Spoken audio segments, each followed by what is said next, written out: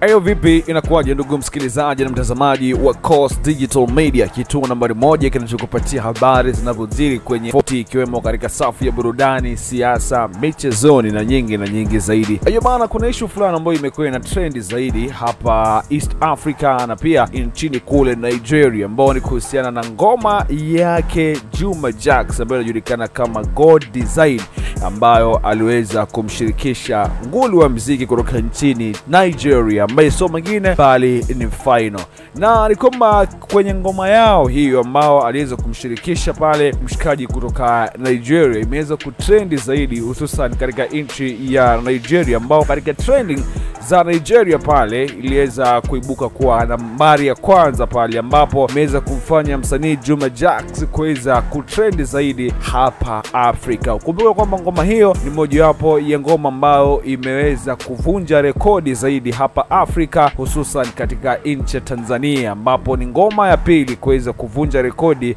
na kuwa katika nambari 1 kwenye trending za nchini Nigeria. Msanii huyo basi ni kwa mara ya pili katika historia, kama ilivyokujuza kwamba Mtanzania mwingine kuweza kuweka rekodi kwa kuingiza video ya wimbo kwenye nafasi ya kwanza ya trending nchini Nigeria, ambapo hii ni hatua kubwa inayodhihirisha kwamba ukuaji wa muziki wa Bongo Flava upo katika level nyingine kubwa zaidi. Juma Jux kwa sasa anaingia kwenye rekodi ya kuwa Mtanzania wa pili kuweza kufanikisha hii, akiweza kufuata nyayo za Diamond Platnumz ambaye aliweka rekodi ya kihistoria katika wimbo wake wa My Baby, ambao aliweza kumhusisha pale Chike, na ngoma hiyo iliweza kuingia kwenye trending na baadaye ikaweza kuibuka kuwa nambari 1 hususan katika nchi ya Nigeria. Juma Jux ni msanii ambaye anafanya vizuri zaidi kwenye Bongo Flava, na ukumbuke kwamba Juma Jux huenda ikawa baadhi ya sababu ambayo imeweza kufanya kwamba ngoma yake kuweza kutrend pale ni kutokana na kuweza kuoa mrembo wake ambaye alitokea